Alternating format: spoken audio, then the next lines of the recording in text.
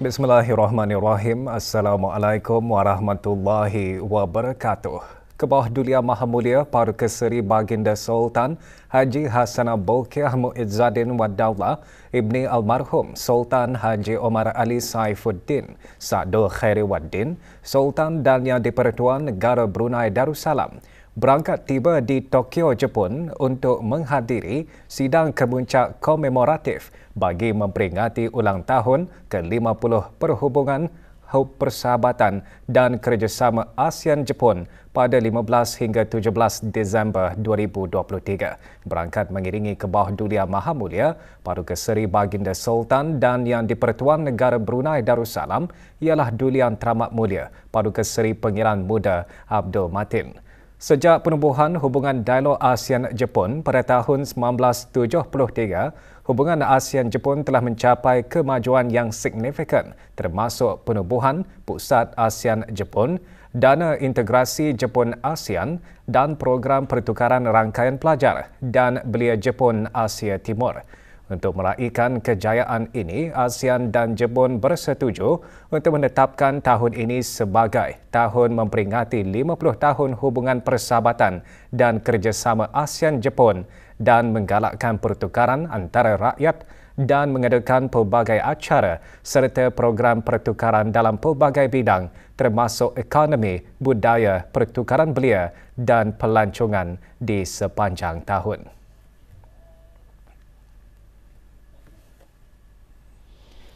Keberangkatan tiba Kebawah Dulia Maha Mulia di lapangan terbang antarabangsa Tokyo Haneda dijunjung oleh Tuan Yang Terutama Masahiro Komura, Parliamentary Vice Minister for Foreign Affairs of Japan, Tuan Yang Terutama Takehiro Shimada, Chief of Protocol Ambassador at the Ministry of Foreign Affairs of Japan, dan Tuan Yang Terutama Maeda Toru, Duta Besar Istimewa dan Mutlak Jepun ke negara Brunei Darussalam. Juga hadir Yang Berhormat Datuk Seri Setia Awang Haji Erwan bin Pihin Datuk Pekerjaya Haji Muhammad Yusof, Menteri Hal Ehwal Luar Negeri kedua, dan Tuan Yang Terutama Haji Shahbuddin bin Haji Musa, Duta Besar Istimewa dan Mutlak negara Brunei Darussalam ke Jepun.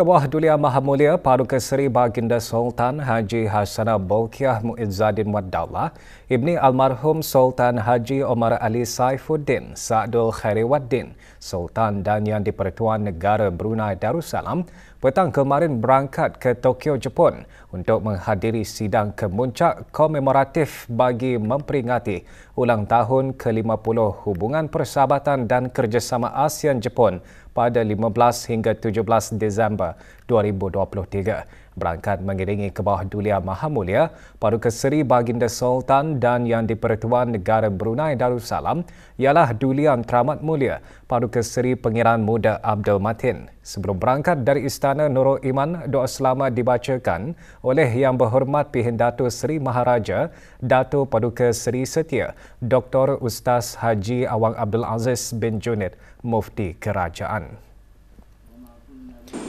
Berangkat di hangar penerbangan Kebawah Dulia Maha Mulia di Rimba bagi menyembahkan selamat berangkat ialah ahli-ahli kerabat diraja. Juga hadir Yang Amat Mulia Pengiran-Pengiran Ceteria, Penasihat Khas Kebawah Dulia Maha Mulia, Menteri-Menteri Kabinet, ahli-ahli Majlis Mesyuarat Diraja, Timbalan-Timbalan Menteri, Pesuruhjaya Pasukan Polis Diraja Brunei dan Pemerintah Angkatan Bersenjata Diraja Brunei.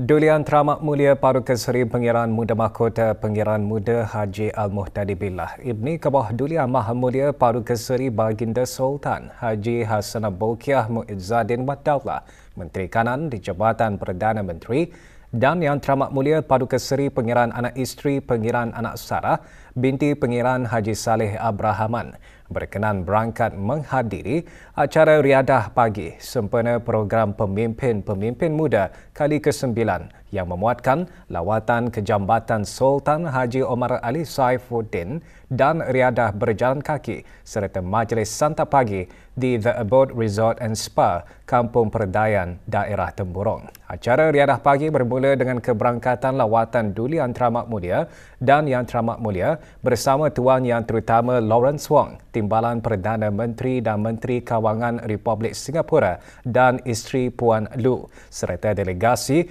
Republik Singapura ke Jambatan Sultan Haji Omar Ali Saifuddin. Berangkat sama, Duli Yang Teramat Mulia Paduka Seri Pengiran Muda Abdul Malik dan Duli Yang Teramat Mulia Paduka Seri Pengiran Muda Abdul Matin. Juga berangkat Paduka-Paduka Anak Dia Duli Yang Teramat Mulia, Yang Teramat Mulia Pengiran Muda Abdul Muntakim, Yang Teramat Mulia Pengiran Muda Muhammad Aiman, Yang Teramat Mulia Pengiran Anak Munirah Madhul Bolkiah dan Yang Teramat Mulia Pengiran Anak Fatimah Az-Zahra Raihano Bolkiah. Keberangkatan tiba Duli Yang Teramat Mulia dan Yang Teramat Mulia di Jambatan Menara Berkembar, Jambatan Sultan Haji Omar Ali Saifuddin, dijunjung oleh Yang Berhormat Pihin Dato' Laila Raja Meja Jara Bersara Dato' Paduka Seri Haji Awang Halbi bin Haji Muhammad Yusof, Menteri di Jabatan Perdana Menteri dan Menteri Pertahanan kedua. Yang Berhormat Dato' Seri Setia Dr. Awang Haji Muhammad Amin Liu bin Abdullah, Menteri di Jabatan Perdana Menteri dan Menteri Kawangan dan Ekonomi kedua. Dan Yang Berhormat Dato' Seri Setia Awang Haji Muhammad Juanda bin Haji Abdul Rashid, Menteri Pembangunan.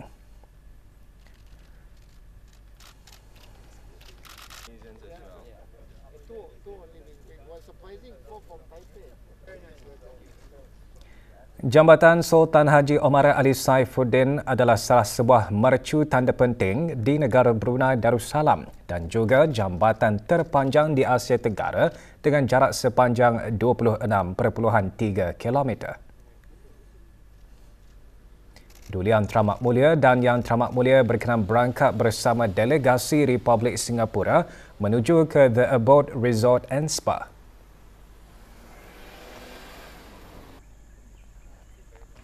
Keberangkatan tiba Duli Yang Teramat Mulia dan Yang Teramat Mulia dijunjung oleh Yang Berhormat Dato' Seri Setia Awang Haji Ahmadin bin Haji Abdul Rahman, Menteri Hal Ehwal Dalam Negeri, Dato' Seri Paduka Awang Haji Sofian bin Haji Sabtu, Timbalan Menteri di Jabatan Perdana Menteri, Dato' Seri Paduka Awang Muhammad Reza bin Dato' Paduka Haji Muhammad Yunus, Timbalan Menteri di Jabatan Perdana Menteri dan seorang ahli Majlis Mesyuarat Negara. Delegasi dari negara Brunei Darussalam dan Republik Singapura seterusnya membuat riadah berjalan kaki di The Abode Resort and Spa dan menyaksikan persembahan kebudayaan dan silat bagi mengalu-alukan ketibaan rombongan. Duli Yang Teramat Mulia dan Yang Teramat Mulia berangkat bersama Tuan Yang Terutama dan isteri serta delegasi dari kedua-dua buah negara bagi menghadiri majlis santap pagi. Duli Yang Teramat Mulia dan Tuan Yang Terutama juga menandatangani lembaran kenangan.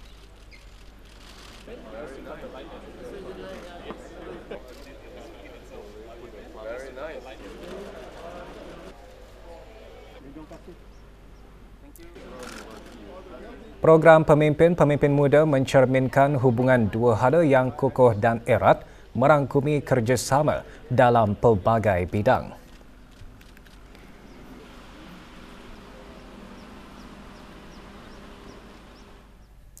Timbalan Perdana Menteri dan Menteri Kawangan Republik Singapura dan isteri serta rombongan bertolak meninggalkan negara Brunei Darussalam petang kemarin. Mengiringi Tuan Yang Terutama Lawrence Wong ialah Tuan Yang Terutama Dr. Koh Poh Kon, Menteri Negara Kanan, Kementerian Kemampanan dan Sekitaran dan Kementerian Tenaga Manusia. Tuan Yang Terutama Zaki Muhammad, Menteri Negara Kanan, Kementerian Pertahanan dan Kementerian Tenaga Manusia dan Tuan Yang Terutama Tan Kiat Hau, Menteri Negara Kanan, Kementerian Perhubungan dan Penerangan dan Kementerian Pembangunan Negara.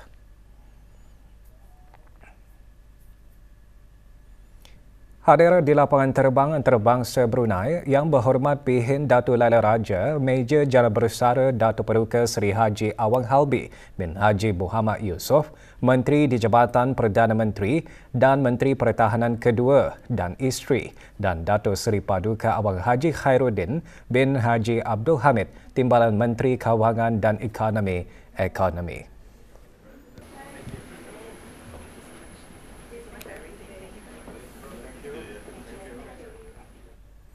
21 pengusaha wanita diraikan dalam majlis tamat pengajian kohort ketiga Akademi Usahawan Wanita AWE. Majlis diadakan petang kemarin di sebuah hotel di Gadong.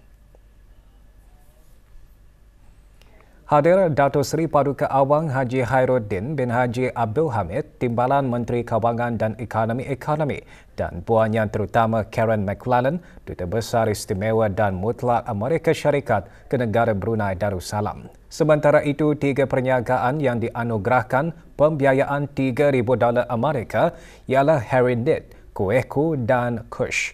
Program AWE di negara ini dilaksanakan oleh Lembaga Kemajuan Ekonomi Brunei melalui Darussalam Enterprise Day dengan kerjasama Kedutaan Amerika Syarikat di negara Brunei Darussalam.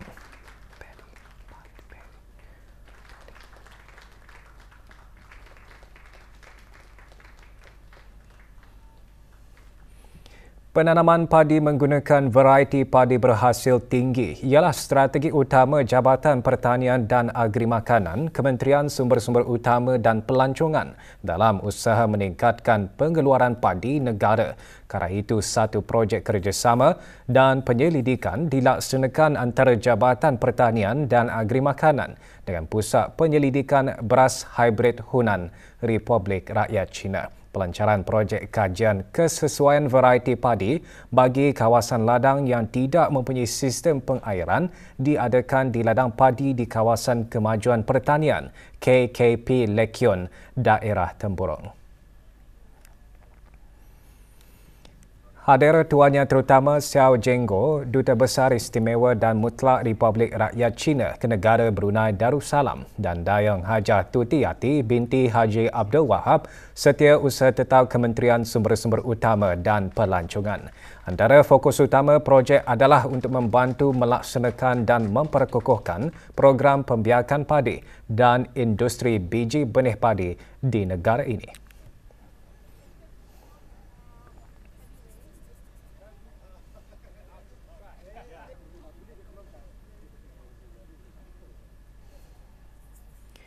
Program Sivik Negara Brunei Darussalam kali pertama yang diadakan selama 5 hari berakhir petang kemarin dengan majlis penyampaian sijil.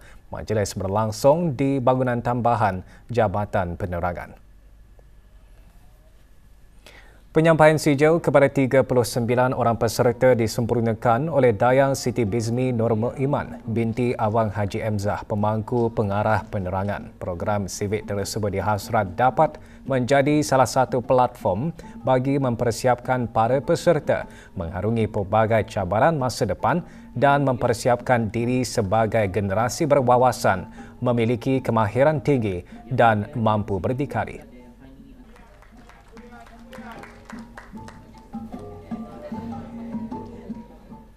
Saya telah memperolehi ilmu tambahan dan perulangan dari lawatan dan aktiviti-aktiviti yang diperadakan dalam aspek integriti, moral, etika, agama, kerjasama dan juga yang penting sekali adalah kepimpinan. Dengan program ini, saya boleh berjumpa dan bertukar buah fikiran bersama lepasan ijazah dan pegawai-pegawai yang sedang berkhidmat di kerajaan. Program ini sangat berguna bagi lepasan-lepasan ijazah yang baru. Sebahagian jalan di kawasan X5 berdekatan Simpang 4430 Jalan Maulana, Service Road, Kuala Belait akan ditutup sementara pada hari Isnin, 18 Disember 2023. Jabatan Kejuraya Kementerian Pembangunan dalam siaran medianya menyatakan penutupan tersebut adalah bagi kerja-kerja pembaikan paip pembentong di jalan berkenaan. Penutupan tersebut akan bermula 8.30 pagi hingga kerja-kerja pembaikan selesai dilaksanakan. Sehubung itu, para pengguna jalan raya yang dinasihatkan untuk menggunakan jalan lencongan yang ada di kawasan berkenaan.